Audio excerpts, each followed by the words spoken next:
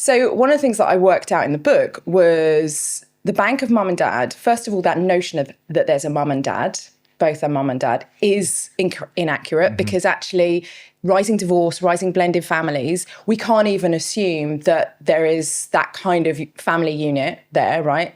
So that in itself is a privilege. If your parents are still together and are an economic unit and can help their kids, that's one element. But also it's like, in what ways are your parents supporting you? We tend to assume when we think about the bank of mum and dad, it's middle-class Londoners getting help with the house.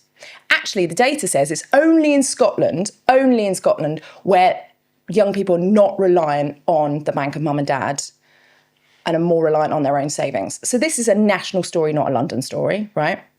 It's also not just housing, because it's support with student accommodation, which student rents have gone up 14% since the pandemic. The cost of university education is huge, but also things like support with childcare. The number of grandmas you see in the playgrounds on a Friday afternoon tells you one thing, that the cost of childcare is so expensive that parents are stepping up and helping out. Bank of mum and dad's mum and dad. It's now the grandma and the bank of grandma and granddad. So there's also just like having a crash pad to save for a deposit, right? That is your mum and dad helping you, giving you the space to get a foot on the housing ladder without actually giving you the deposit.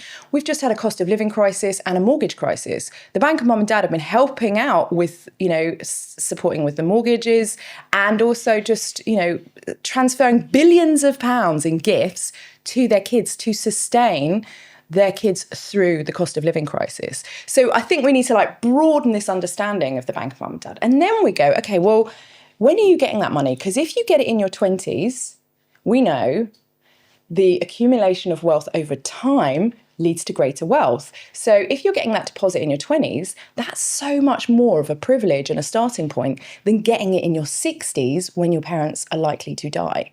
So there's a real a distinction between when you're getting that support, when you're getting that potential, is it a gift or is it an inheritance? If it's a gift and really earn it early on in your life, you could get it flat in your 20s, you're in a house in your 30s, you can afford to have kids, you can afford to escalate up the ladder of adulting in a way that frankly someone that maybe who doesn't have that cash lump sum from their parents cannot.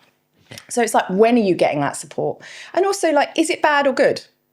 I tried to come at this with no fixed judgment that actually parents want to help. We're not talking about this evil capitalist system here. We're talking about parental love.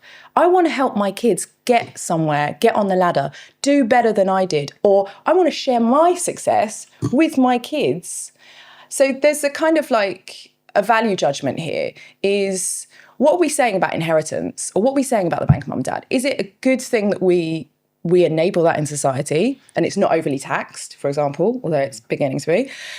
Or is it a system that is corrosive to social mobility and meritocracy and stopping young people getting on? Well, the problem is that you have baby boomers, an extraordinary amount of wealth, right? And they had three things that anyone under 45 is not experienced in their lifetime: rising wages, good pensions, and affordable housing, right? Those conditions that were there in the 80s, amongst other economic difficulties, right? It was not easy in the 80s. Means that 1 in 5 baby boomers in the UK is a millionaire, right? And I'm saying that's some, not all, to be clear, but there's such an amazing amount of wealth in that older generation that is trickling down. And it's trickling down. There's 5.5 trillion pounds worth in housing, and similar in that is going to be trickling down. So 5.5 trillion pounds trickling down over the next 20 years has been estimated. Is that fair? Is that just parental love? Is that just parents doing the right thing? Or is it actually creating a system that is inhibiting young people that don't have that? Because housing is so expensive, education is so expensive, childcare is so expensive. People that can afford to get through those key milestones in life are the only ones that have that inheritance, that bank of mum and dad. And that's the big question in the book, is it's not that inheritance is bad. It's not that helping your kids is bad.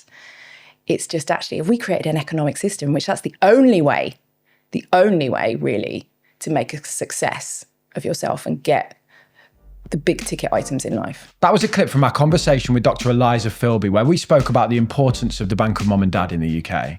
You can watch the full episode right here.